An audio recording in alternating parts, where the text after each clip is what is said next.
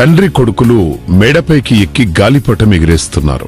గాలిపటాన్ని ఎలా ఎగరేయాలో తండ్రి పిల్లవాడికి నేర్పిస్తున్నాడు. గాలిపటం బాగా ఎత్తుకు వెళ్లాక దారాన్ని కొడుకు చేతికి అందించాడు తండ్రి. కొడుకు ముఖం సంతోషంతో వెలిగిపోయింది. ఆ వెలుగులో తండ్రి మనస్సు ఉప్పొంగిపోయింది. కొంతసేపు దారాన్ని చేత్తో పట్టుకున్నాక కొడుకు తండ్రిని అడిగాడు, నాన్నా, దారంతో పట్టి ఉంచితేనే గాలిపటం అంత ఎత్తుకు ఎగిరిందే, దారాన్ని తెంపేస్తే ఇంకా ఎత్తుకు ఎగిరిపోతుంది కదా అన్నాడు. తండ్రి నవ్వాడు. దారాన్ని తెంపేద్దామా మరి అని అడిగాడు తండ్రి. తెంపేద్దాం నాన్న అన్నాడు కొడుకు ఎంతో ఉత్సాహంగా. ఇద్దరు కలిసి దారాన్ని తెంపేశారు. టాప్ మని దారం తెగిపోగానే గాలిపటం ఇంకా పైకి ఎగిరిపోయింది. అంతలోనే దారి తప్పి అటు ఇటు కొట్టుకుంటూ కిందికి పడిపోవడం మొదలుపెట్టింది. చివరికి ఎవరి మేడ మీదనో కూలిపోయింది. ఇలా జరిగిందేంటి నాన్నా అన్నాడు కొడుకు విచారంగా.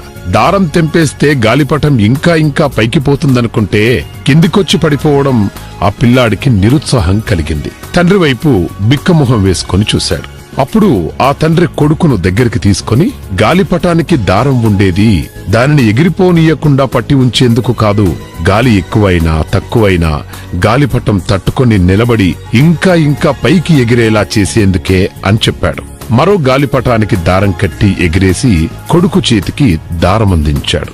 జీవితంలో కూడా మనకు కొన్నిసార్లు అనిపిస్తుంటుంది, కుటుంబం అనే బంధం లేకపోయి ఉంటే మనం ఇంకా ఏదో సాధించి ఉండేవాళ్లం అని. నిజానికి కుటుంబం అందించిన ప్రేమ, సేవ, సౌకర్యాల వల్లనే మనం ఈ మాత్రమేనా నిలబడి ఉన్నామని గ్రహించాలి. కుటుంబం మనల్ని పట్టుకొని లేదు, పట్టుకొని ఉందనుకొని వదిలించుకునే ప్రయత్నం చేస్తే మనమే పట్టు తప్పిపోతాం. తెగిపోయిన గాలిపటంలా గింగిరాలు తిరుగుతూ ఎక్కడో పడిపోతాం.